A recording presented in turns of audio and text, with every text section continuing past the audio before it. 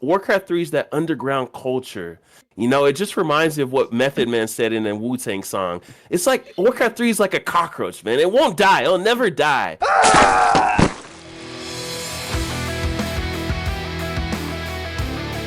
Guys, so tonight we're not playing. We got a special guest on tonight. We have the one and only ThaGrinchyUno, who is a NASF division champion. First time championship win. On the call, we're called to arms to talk some Warcraft and a little bit about himself and maybe some poetry. And if you got any questions for us, you can lay them down in chat. But as always, Grinchy, welcome. I just want to tell you, dude, I mean, I know many people have told me before that you were one of the big guns in the community. You're probably one of the best people in the community. Very active, always with Fountain and Manor, with Red Cup, it just everywhere. And you were a breath of fresh air for everything. So we appreciate you, and just want to let you know that. Thank you. Hey, my pleasure. But going forward, as we do with when we had some people on, we want to know why Warcraft, what brought you in, what kept you in, and tell us a little bit about your association with Warcraft in general. Yeah, so I actually got into Warcraft 3. I don't know if you're familiar with the board game. It's leaving me, but it's kind of like there's a dungeon master and you roll dice. Dungeons and Dragons, I believe. So it's leaving me. It must be D&D, yeah. Dungeons and Dragons. So I played that with my buddy, and he said, "Hey, there's a video game coming out." And this is like in 2002, 2003. So my first year in high school, middle school, around that time. He's like, "Hey, there's a video game that's just like Dungeons and Dragons. Try it out." And so he got me to play Warcraft 3: Reign of Chaos. Yes. So I jumped into that. I was horrendous, probably the negative percentage win. Didn't know what I was doing. Was just clicking stuff, and yeah, we just played. And I also played, and then I started to train with these European dudes. And so there's this gentleman called Perplexity, and this is back when Mamek channel was big. I don't know if any old school dudes are in it, but and he started training me. I started getting better and better.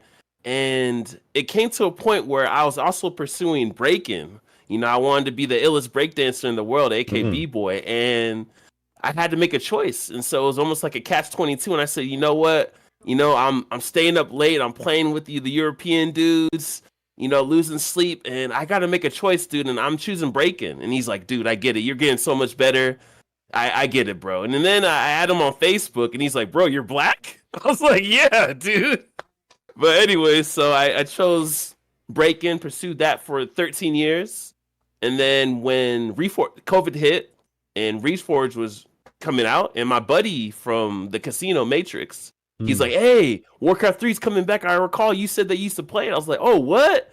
So got Reforged, started playing it, and yeah, the rest was history. So shout out to my ex-coworker getting me back into it, Reforged. Reforged brought me back. Hey man, it seems to be the resonating story with everybody. It's like you started, you left, you came back, and now you can't leave. Now you're just addicted.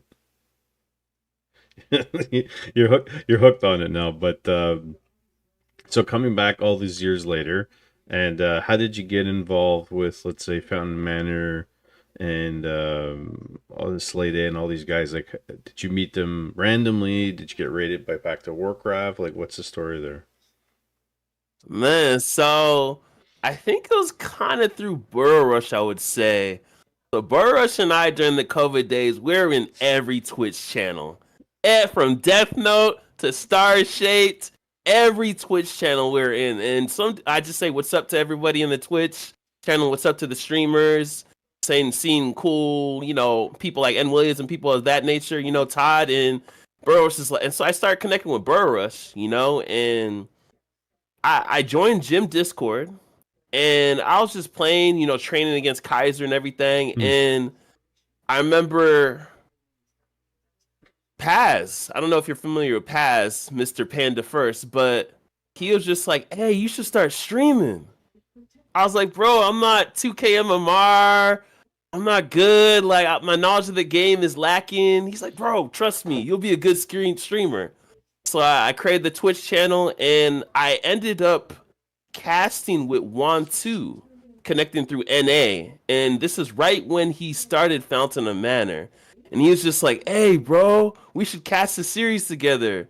And so I casted with Juan 2. He got me into Fountain of Manor. He commenced his league. We started having the. I was like, hey, let's do an NFL draft kind of special. And so we started that. And so, yeah, met up with Jedi, met up with Lucker when before he was in there. And so it was just through, yeah, it was through 1-2.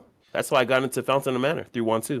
That's amazing. And being a massive fan of Pokey as well. Being a massive fan of Pokey. I learned so much from Pokey before I jumped onto Arc. So, yeah.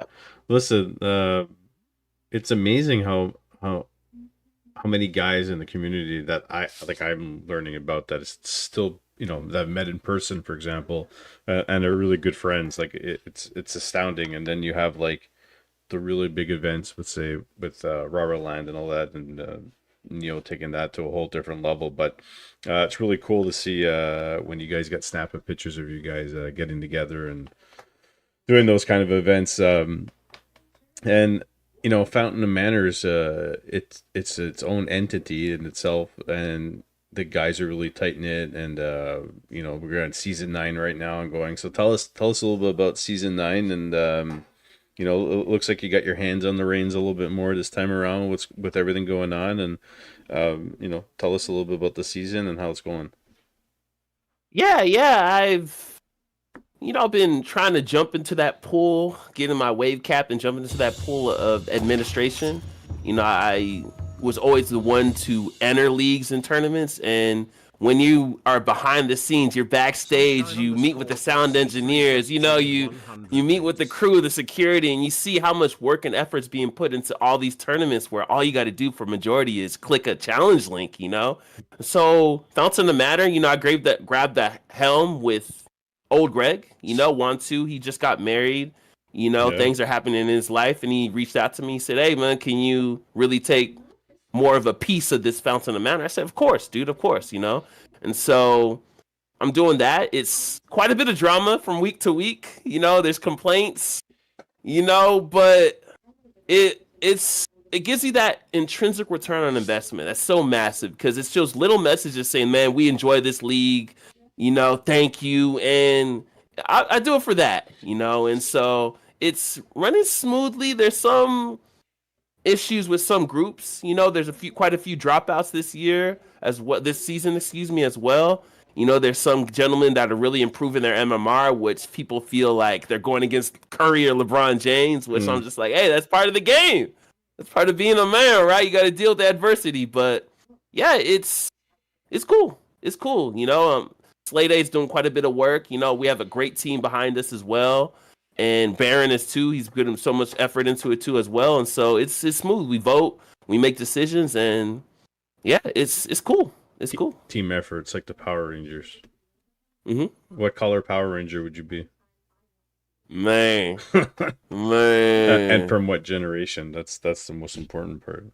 I'll be green, dude. He's kind of that the OG lone wolf. Yeah, he just jumps in. I'll be the Green Ranger, man. They fight him and then they become friends with him later. I'll be the Green Ranger. There you go. Yeah, man.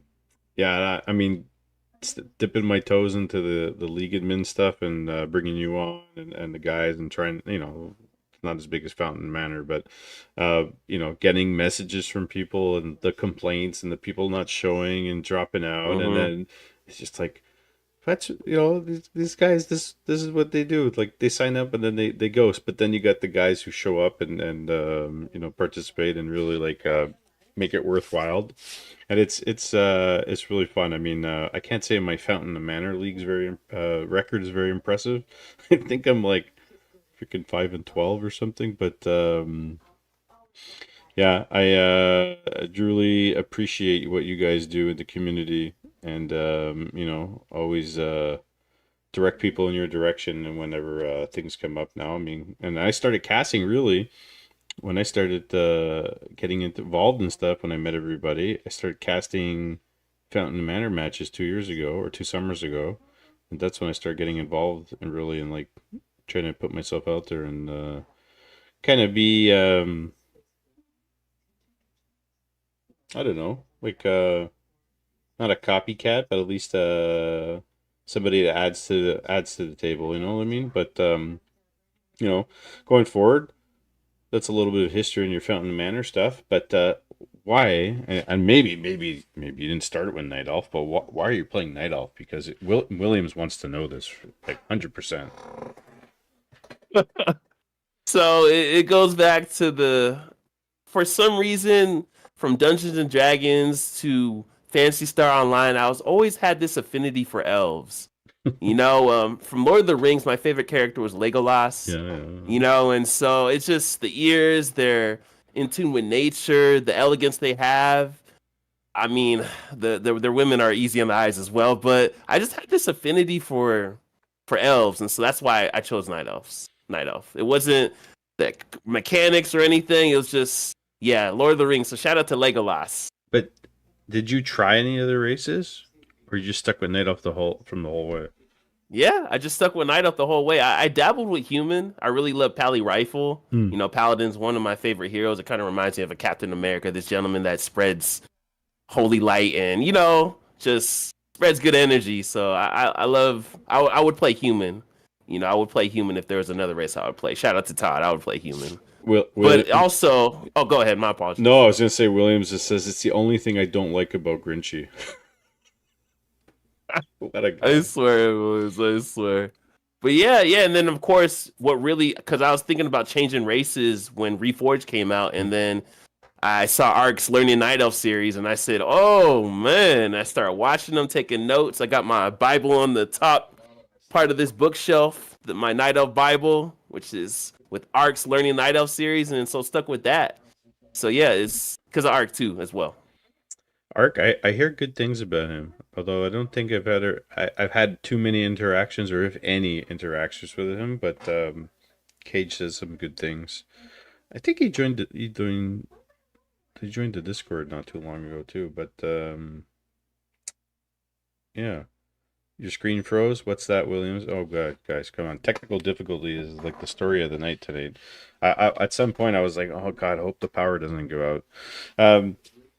In terms of, in your opinion, given you pretty much happened same thing as William, same thing as me, played the game, disappeared, came back, and with all the patches and things that have come out, and all the drama that's happened with Blizzard, and back to Warcraft really being the big entity that's kept the scene alive, and then the leagues and all this stuff. Where do you think Warcraft is right now in terms of like its state of the union? Like, is it in good shape? Or there's probably still work that needs to be done. To me, I compare it to, because I came from breaking hip hop, breaking culture, b-boying culture, which is not very famous other than the Olympics, right?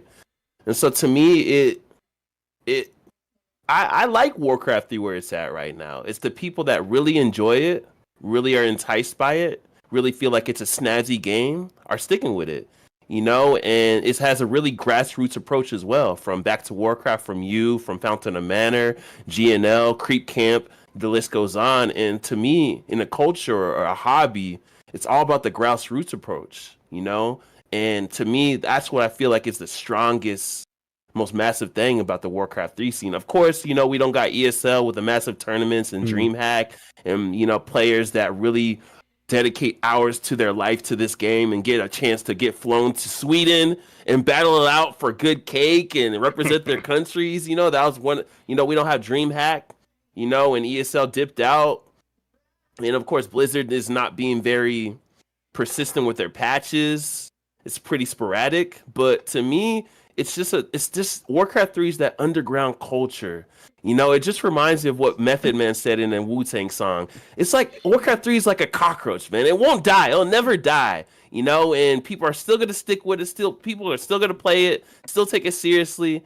And it's to me, that's what it is. And that's how I see breaking as well. It was so massive in the 90s, in the early 2000s, and especially where I'm residing, it has died out, but people are still keeping it alive. Of course, there's no massive Red Bull sponsorships and things of that nature, We're not on TV. You can't really make a living out of this. But as a hobby, I think it's still at a decent place. It's like a in cult. my eyes. It's like a cult following, right? Mm-hmm. I wonder. I wonder if the Warcraft movie was successful, if that would have changed a lot of maybe opinions for the younger generations coming up. Seriously, because that movie was, I read some articles on that, but in my opinion was a bit of a flop because I always thought that Warcraft was going to be like Lord of the Rings esque, like big, grandiose, and they had such potential because there's so much good storyline behind it, and they never amounted to anything. But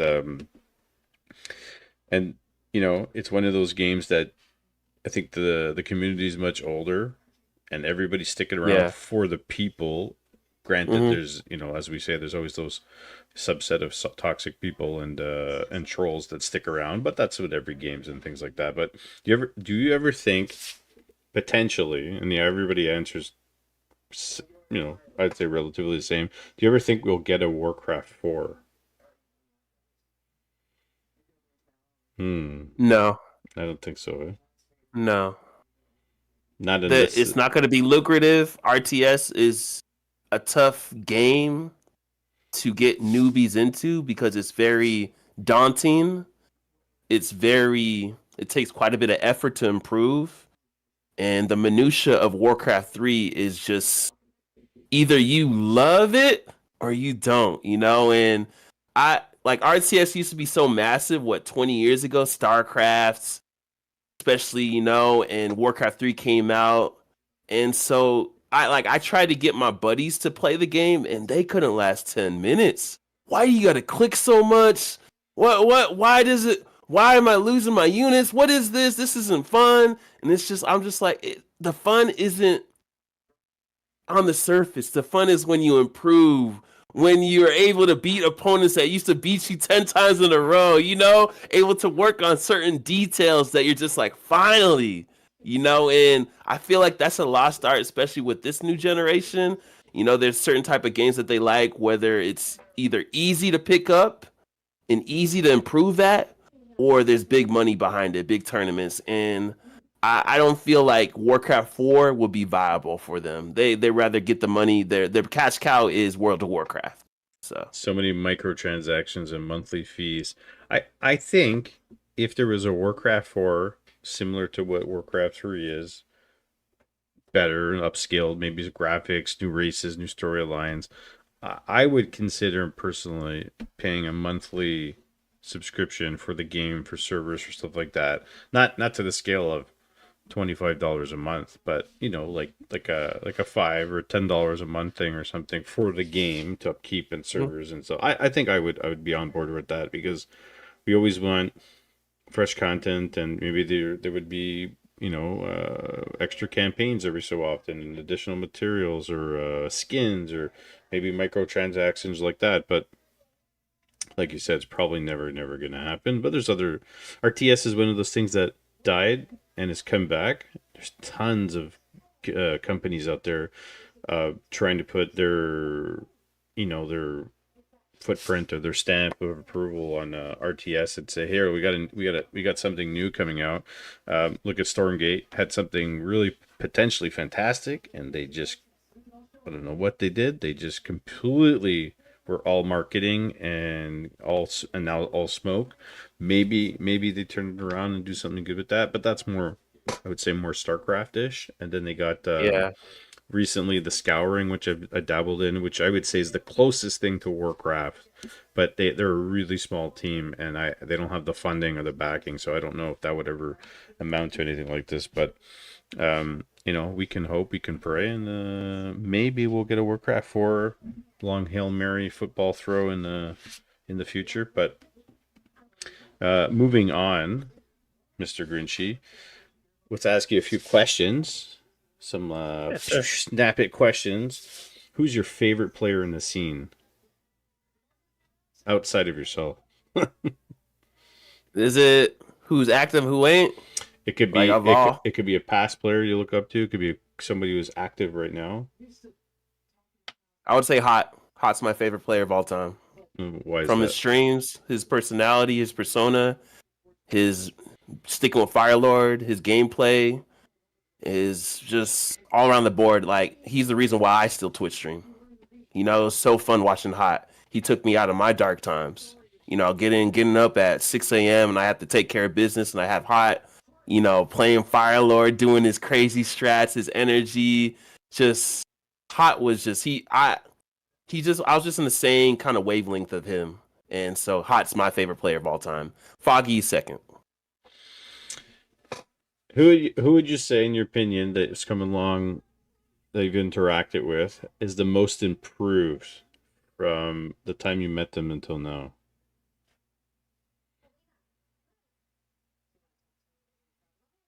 Mm, Tough one. I would say, wow, his name's leaving me. He's like 2200 MMR. He's from Ukraine. He used to get coached by Foggy. Let me try to find him in a DM. We actually asked him to get into Fountain of Manor to replace somebody. And he's from If Ukraine. Yeah, he's a young dude too. Aspect. I used to face him. He was 1500 MMR. He slowly go to 1600, 1700, 1800. Got coached by Foggy, and I told him I was like, bro, you're young, you're sticking with it, you're taking care of, you're checking all the boxes. You're gonna be 2200 easily in a year, and yeah, I would say Aspect, and I believe he's at 2200 MMR right now. It's pretty impressive. Yeah. It's very hard for people to come in and really make that kind of progress. I've seen a bunch of Brood War players come over in the last couple of months or so, and a lot of them are coming out of the gate like really strong, like already 14 or 1600 or 7, you know, with the potential 1700. There was, I think, Harstorm that Oh was yeah. Hmm. he'd come over and he was getting coached by Grubby a little bit, and he was like 16, 1700 right out of the gate. Um, and now we have, with Tyler One and all that stuff going on with those big streamers, you know, dabbling in the game, trying to bring new eyes to the product. A lot of new players coming out. Not, I mean, they're finding out how hard it is. Like Yeah. he just started streaming on W3C, and he was like Grassroots, like 2-11 or something. And he was like, "What the hell?" Hmm. And it's practicing. I mean, like, you really, like, there's too many variables to get better at this. Um, Best unit in the game.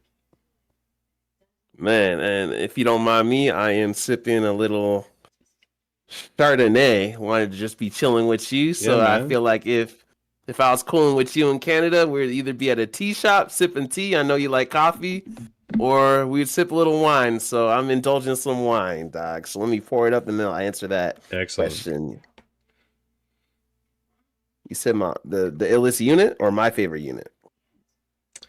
Let's go with the illest unit, and then you can tell us what your favorite unit is. Man, Yeah. the illest unit I would say is the statue, Statue. Oh. the undead statue. Yeah, see, I picked Banshee as the best unit in the game. My favorite unit? It's a good question. I don't know what my favorite unit is. What? I think my favorite unit is Demolisher, to be honest. Huh? It's, With burning oil? yeah, I think sometimes it gets me out of jams. Oh man, you need to see the build that Hitman used to do with burning oil against Talons. It was really cool. You would fast tech to demolishers. I think grunt demolishers with burning oil. It feels pretty cool. Man, my favorite unit, it would have to be the Dryad. Yeah, Dryads. I love the Dryad, even though everyone hates on its 3 food. It's expensive. It gives so much experience, but I love the Dryad. The look of the character, the abolish magic, is being a tier 2 unit. And yeah, I love the Dryad. That's my favorite unit. Williams' favorite unit is the Bears. That's his answer every time I lose. So, Grinchy, you should have just got bears. Meta guy. I got some questions from the Discord from Mr. Oh, he's got a couple of questions. Oh, actually, first before question. No, okay. I'll get to his comment first on his question. He says, Can I guess who Grinchy's sensei is? I wrote the answer, but can I guess who his sensei is? So who's your sensei? Who's your master? Who taught you the most? At first, it was Pokey, and then I transitioned to Arc. There we So go. Arc has been the most massive influence on me and in my improvement. And I would say also Carson and Remo. I used to do, I don't know, I think you jumped in a little later, but they used to have a kind of a treat if you're a subscriber to them, to their Patreon. And so you'd get coaching sessions and also replay reviews from them. And so I used to be sitting there with Remo and Carson had quite a bit of leverage on me. So yeah, I would say Arc, Carson, Remo, but Carson and Arc are at the top, at the apex. That's what of my coaching tree. Soft Ice Cream guest Arc. So he's like, I don't know the wild guess. That's a good one. Soft Ice Cream. But yeah, Carson, he gave me so much knowledge, man. Like Carson really is intellectual to this game. Yeah, love that dude. He's the one that tells me, Grinchy, you better not play Demon Hunter first against Orc. You're gonna get lanes, and it's your fault. And I'm like, that's why I don't go Demon Hunter first against Orc. Rarely, because of Carson. Not many people go Keeper, so we'll give it that too. You know, everybody's going Demon Hunter all the time. Carson's really good. Carson really knows the game like inside and out. He's great to have convos about or ask questions. Anybody else? Okay, Soft Ice Cream had a couple more beforehand. He says, what was the most important or impactful lesson Warcraft taught you that translated into real life? Man, I saw that in the Discord, and I thought about it for about 10, 15 minutes. I'll say my top 3. The first thing is dealing with failure. Yeah. You know, every time you queue ladder, you make a few mistakes, you lose.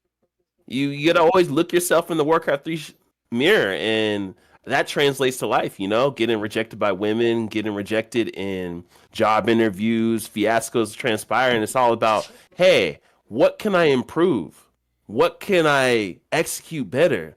Is it all my fault, or was it just a little RNG? You know what I mean? And so that's the first thing, dealing with failure, you know, building that resilience. You know, that is the first thing. The second thing is minutia.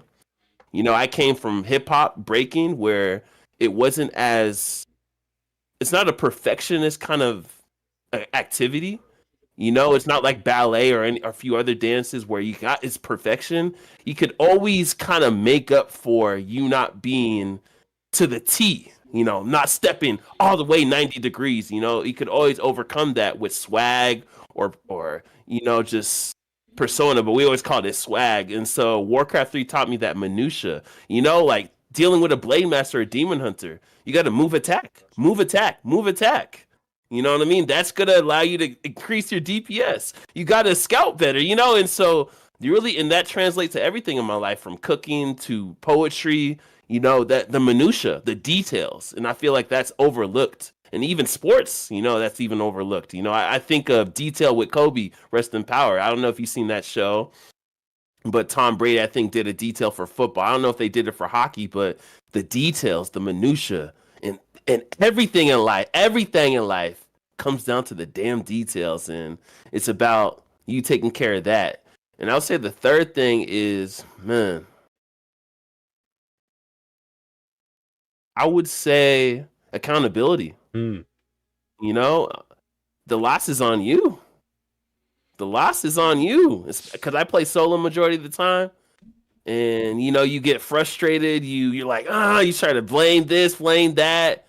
But the loss is on you. So accountability, minutia, and taking failure, you know, experiencing failure. I'm very good at failure. I've had many sports teams where I've been on losing teams or, you know, just never amounted to anything. Yeah, you love Grinchy, but fuck Elf. Freaking Williams. Cage wants to know why he loves Cage and who gives him a taste of India the most. What a guy. So I met him with Cage 2 times now, Cage. The one restaurant in Mountain View, and then the other one in Santa Clara. So he's really expanded my palate in Indian food, meeting Cage. He's a big dude too. So it was cool. It was cool him really doing that, and he does let me get into Indian food. I haven't grubbed Indian food since the the lady I used to date, years ago. So yeah, shout out to Cage, and yeah, Doc. So Ask him about the tower rushing school of China.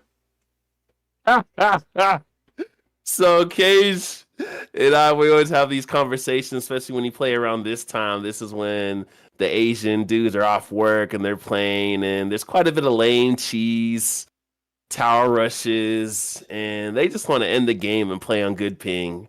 And so it's quite a bit to deal with. And I just remember Cage, we're in this Mountain View Indian restaurant. So Bro Rush and I roll in. I'm like, it's Box, Penguin. I'm just a loud dude, and so, and the first thing we sit down, we get our food, and the first thing Cage says, these damn Chinese players. And you should have seen Box's face. Like, just getting the most awkward look. He was about to indulge in a morsel, and he's just looking at Cage. First impression. And I was like, Cage, Box is freaking Chinese, dude. But anyways, dude. So yeah, I just never forget that Cage complained, and then we met up again at another restaurant, and he was complaining about Chinese lamers. But yeah, that's just a motif we laugh about now, even though it's a little depressing when you gotta face it. Who's Grinchy looking forward to hugging the most at Rah Rah Land? Man.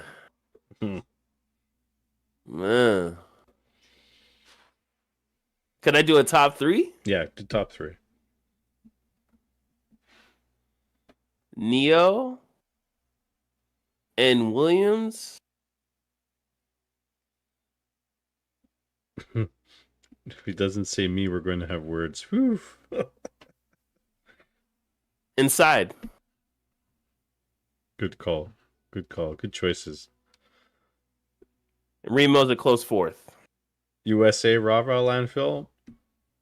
Listen, if I could figure it out, I would do it NA Montreal, but we'll see. We'll see how the NA scene goes a little bit before any of that kind of stuff happens. But Side is a good hugger. I'll take your word for it. Warcraft, breakdancing, but also poetry. You got to tell the people. I mean, we've caught your streams participating in the poetry slam events and stuff, and always coming in second or third, getting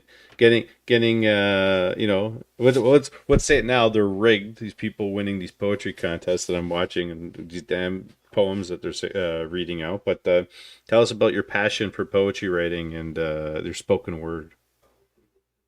So yeah, I'll tell you a little soliloquy about that. So I was always been a massive avid fan of hip hop, but I didn't jump into it until my first year of high school because I'm Nigerian, and my mother and pops was very Christian, so I was raised very Christian. I could only listen to the music I could only listen to was jazz and musical soundtracks. So I used to have the CD of Final Fantasy 7, 8, 9, 10. So that's all I could listen to. They wouldn't allow me to listen to rap or anything vulgar, right? And so my friend, I got to high school, and my buddy, which is one of my best friends now, he hands me a CD, and guess what my first rap album was, Mr. Mike, that I listened to? Oh my God. Well, my first rap album was the Wu-Tang Clan 36 Chambers. Mine was 50 Cent's Get Rich or Die Trying. Oh yeah, I had That's the first rap album I ever listened to, and I was hooked after that. I've always been an avid fan. I got into breaking in high school as well, so I was more into like the 90s underground. If it's on the radio, I don't like it, and slowly transitioned to liking everything. And so, I was going towards the end of my breaking hobby, due to injuries, plethora injuries. Anyone that does sports or anything, it's either you dip out of it or your body tells you to dip out of it. Either one, or it happens at the same time instantaneously. And so I was like, let me try graffiti. I just didn't have the knack for it. I just wasn't very enticing. And I said, you know what? I was always that guy that kind of did punchlines here and there, Like, oh, we played 13. Ah, my hand, your hand is as ugly as Oprah. Like, I would always do those kind of punchlines, and I was able to connect abstract things together and make people laugh. When I was that dude at the party doing analogies here and there. And so my friend, everyone inquired, "Hey, you're a rapper? Do you rap?" I was like, nah, man. I just like rap. And so I went to a actual performance I went to California State University Northridge. And so back in the CD decks days, Walkmans, the album I used to bump was ATLiens. And so there's a guy named Big Rube on there that did poetry. He didn't rap. He kind of spoke his mind. It was different and it was deep. And I was like, who is this guy? And so I used to listen to ATLiens once a day, sometimes twice a day. And so I went to this talent show and this lady got on stage and was just speaking her mind with so much energy. And I was just so flabbergasted. I was like, what is she doing? And so I walked up to her after. I was like, what did you just do? You're not rapping. You're not singing. She's like, oh, I'm doing spoken word. And so that always stuck with me. I was like, oh, maybe I can do this. And so I was getting through injuries and going through drama with Cruz. And excuse me, I said, you know what? Let me try this. And yeah, that was in 2015. I performed my first performance at my friend's boba shop, his family boba shop. They're having an open mic. I was sweating profusely. I was nervous. I was shaking. I went after this singer and dancer that was so talented. He was looking like Chris Brown on stage or Usher. And I did my thing. And with my mom, my sister, my brother in the crowd, and my best friend, and the dude that went before me said, hey, man, stick with it.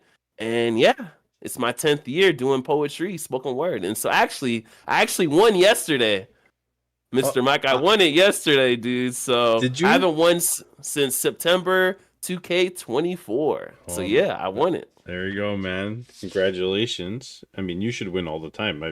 I've popped in a bunch of times and I've watched a bunch of them, and like, you put really deep thought and time into your art. And then some of the poets that come up and performed that I've seen, oh my goodness. I honestly, like, the scene is littered with that. And Yeah. I wonder if the Canadian scene is like that. I know we had talked about it, and there was a Toronto gentleman that I connected with, started getting into spoken word and stuff like that. And I think one of the events you were streaming, one of the special guests was from Toronto. Yeah, it was a Yeah. lady. I can't recall her name. Yeah. I remember I messaged you. And I over the years, I've been to some of those. I've been to, like, some spoken word competitions, not participating, but taking it all in, and at the universities or some cafes and stuff like that. And I liked it, like, listening to it, and people that actually really put on a decent show. But I can't, for the life of me, perform. I also can't remember anything I write, which is a big problem, mostly related to my concussion. So that's why I don't participate in those events. And my writing goes in and out. Like, I will go on a binge of writing for, like, every day for a year, and then not write for a year. And it's always been like that. But it's one of those things. I used to write poetry since I was like 16.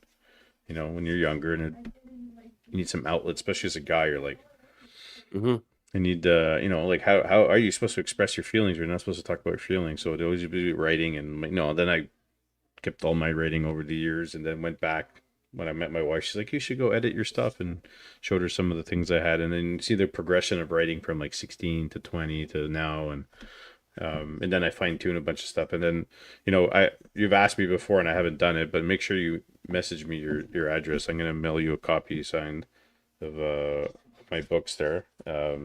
Just give your expert opinion on what I've written. But yeah, poetry is one of those things. And I used to, you're talking about dating and stuff, but I used to be the guy that would go into the children's book section, because I'm a teacher, and I'd always go look at picture books and stuff that I'm like, oh, this is fantastic, and how it's written, the pictures. And then I would also go to the poetry section. So, when you go to the frequent bookstores and you see some of the regulars that show up and they see you going to those sections, they kind of think you're a creepo. And then you're just like, hey, that's a good book, you should pick that up. And they're just like, I'm not here to pick up. I'm like, I'm not here to. I'm here to share poetry, talk poetry. But poetry is one of those things where you can either really connect with somebody or a community or yourself. And you know, I'm happy that you do it, and I'm really. It makes me, you know, it's I wish I had the drive that you have for it right now. I used to have it a lot, and I've kind of lost it a little bit, just with everything going on. I can share Grinchy's contact info with you. No, Grinchy's gonna share his contact info with me on his own accord. But you know, you're gonna give me his measurements too, Williams. No, my mom passed away, and Williams, he's given me a few things that are right here as well. I wish I could show you to him. It's a Grinch drive, almost like a street sign, and also like a picture of the Grinch from the newer animated movie. And then he sent me an amazing poem by Maya Angelou, "When Great Trees Fall." And so he sent me that right when after my mom's passed. And so, yeah, I had that on my wall as well. So he's just talking about my address. So yeah, shout out to N Williams, man. I like to bug you, Williams, but that's really nice of you, dude. Get Rich, Atilians is a classic album. Oh yeah, Hyperreal's are a big music guy. He loves music. Yeah, he loves you too. Yeah, Williams is a good guy. But also to just to interject, I was breaking for 12 years competitively, and imagine just boxing, dance, and Warcraft 3 all put into one activity, one hobby, to a point where you need to execute, prepare, believe in yourself, and there's no excuses. It's just you and the dancer and the DJ that's playing random songs. So when my body said no to breaking, I said, "How am I going to fill this void?" Because it was a massive void. You know, it was almost as massive as like I was in like Bane in the Dark Knight 3. I was just in this pit. Like, what am I going to climb out of now? I don't have breaking anymore. And I said, you know what? Spoken words. So I did poetry. Found out about poetry slams. And I was like, hey, it doesn't fill the void completely, but it's just enough. It's just enough. And I can still stay artistic. So that's why I still have the drive. I want to be an underground king of of Shark City, aka San Jose. When people see me roll into an event with gold fronts, Grinch hat or Grinch attire or whatever, dog, and they'd be like, "Oh," and the dreadlocks flying, be like, oh, "Okay." It's like Happy walking into Rah Rah Land. You know what I mean? Oh, okay. He means business. He means business. And so I just wanted to be an underground king of something, and that's why I have that drive in poetry. Go Sharks. I love the San Jose Sharks. Yeah, poetry's fantastic. I highly recommend people check out poetry. There's all kinds of it. I'm not really big into the what has plagued the bookshelves for many years is the feminist poetry. A lot of it's really not that. The writing is not fantastic, and not to say any of it's bad. It has a niche. It suits for some people, but I'm very critical. If you go we got Chapters Indigo here, and you go to the store, and it's like all the shelves are that, and it's I don't know how that stuff sells, but yeah, man. If anybody has any a couple of last questions for Mr. Grinchy, please ask now. You can ask in Discord, but you're probably not there. You can ask in Twitch. Any final thoughts or words you'd like to leave with the community or some of the guys, or any shout outs? Damn, I thought we were gonna go for like 2 hours, but I'm chilling. Yeah, I don't think anybody has the stamina to listen to these past an hour, so we try to keep them about an hour. But hey, one day we'll do like we'll get a couple people on. We'll do like a good 2-3 hour session. For sure. Yeah, I mean, if I got a Wikipedia now, so you can check out kind of the events I threw. The Pantheon is, I'd say, my illest event I ever threw in Warcraft 3, and really allowed me to connect with people and get a kind of a global view of everything. I was so stuck in, I thought America is the only world, and doing that, putting the effort into that was amazing. Shout out to Burrow Rush. So check out the Pantheon. That's something that I threw 2021, took quite a bit of effort, and Yeah, it was just a show match. It was casted in 5 different languages. You know, I had forks in Portuguese, Germans, Spanish, you know, English, and so it was really cool. That was kind of put me on the map, I feel like. And shout out to Neo as well. You know, I've done the administrative work for W3 Champion tournaments when he really needed it, and he does really put so much energy into this. He gets some flack at times. You know, people utilize him as a scapegoat, but you just when you do some admin for him and you see how much energy he puts into the scene, like I'm telling you, without Neo, bro, Warcraft 3 really would be decrepit. You know, shout out to him and shout out to Baron as well. You know, really doing GNL. That's what allowed me to improve from 1,000 MMR to 15 hundo. You know, and just being able to dedicate myself to a league and meeting peeps like Kaiser and Paz and Ark and you know it was really dope, you know, so shout out to them as well. And I'll say kind of my I guess final thoughts is that you know one thing that Warcraft 3 and why I still play the game is that it's when you wake up and you're able to dedicate yourself to something that doesn't give you that much lucrative funds. You know, it doesn't give you fame. You don't walk into the store and people know you, you know, and you're really enjoying it. You're able to connect with people around the world. And that's what I feel like Warcraft 3 is for me. You know, if it wasn't for the peeps that I interact with from N. Williams to you, to Neil, to everyone, you know, I wouldn't play this game if it wasn't just for ladder. You know, it would be a very toxic place if it was just ladder. And so Warcraft 3 allowed me to be like, hey, get this passport. Let's go to Germany. Not be going to Germany if it wasn't for Warcraft 3. And so I would say, you know, stick to something that gives you that intrinsic return on investment, you know, something that really drives you to improve. However you want to do it, even if you playing this more as a hobby, even if you want to improve to a certain MMR, whatever it is, but connecting with peeps, man. Meeting Link, meeting all these dudes, man, like that's what Warcraft 3 is about. That's what the community is about. And I feel like this game will stay alive for. It's going to be the chess of video games. You know, it's going to be the chess of video games. That's the only thing that really kept me here, I would say. It brought me in when I was off of my concussion. Watching Back to Warcraft and the guys and discovering everybody, and then landing in gym and just the community of guys kept me here. And that's you know, I know I'm never going to be 2000 MMR, but that's not why I'm here, you know. If you had to guess who would be the last man standing in Warcraft 3, whenever that is, maybe it's in 5 years from now, maybe it's in 10 years from now, who do you think would be the last man standing? Not though in terms of the winner, but the last person playing Warcraft 3. Baron. Baron. Baron. He'll still be queuing up. Baron would still be Gargan Nidos. Still be streaming. Baron will be the last man standing. And maybe Happy will be a close second, but Baron will still be there. He's good though. He's a good RTS player. You just saw him play Stormgate. He logged in like 1,000 games. It's crazy. Yeah.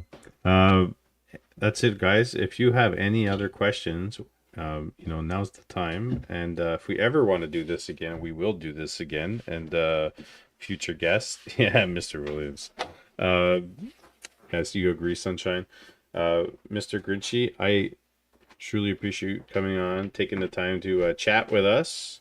And congratulations to hey Garrett, congratulations to becoming the first ever NASF division champion of the world.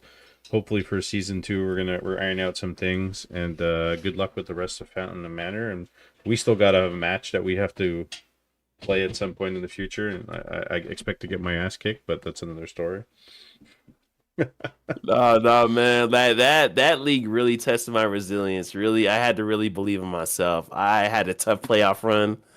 You know, I was back against the wall against Air. Didn't have the illest regular season, and then that best of 5 versus PSJ Wando was tough. There are points where I wanted to give up. You know, I wanted to give up, but listen, you know, yeah, It was a comeback tough playoff run. It was a tough playoff run. comeback series of the entire league. Of all the replays I watched, that was like I remember I was like, there's no way he can win this, and you pulled it out of your ass. That was fantastic. It was great to see. Grinchy's too famous for us now. That's Garrett on YouTube. Yeah, no, that was fantastic. But thanks again, Mr. Grinchy, for coming on. And don't forget to DM me your address. And Yeah, for sure. I'm gonna get you those books. But that's it, guys. That's a call to arms episode with Mr. Mike and the ThaGrinchyUno. And in the future, stay tuned. Don't forget to subscribe on YouTube and on Twitch, and we'll bring you some more chats with guys from the community. Oh yeah, shout out to Sunshine too. Met him in real life. If it wasn't for Warcraft 3, I never met Sunshine.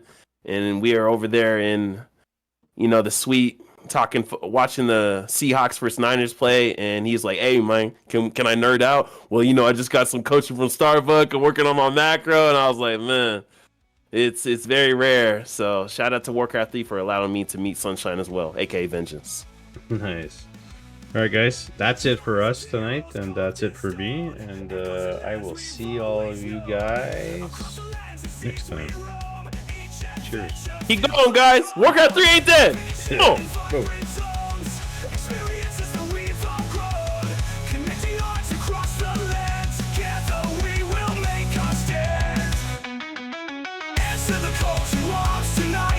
Chaos.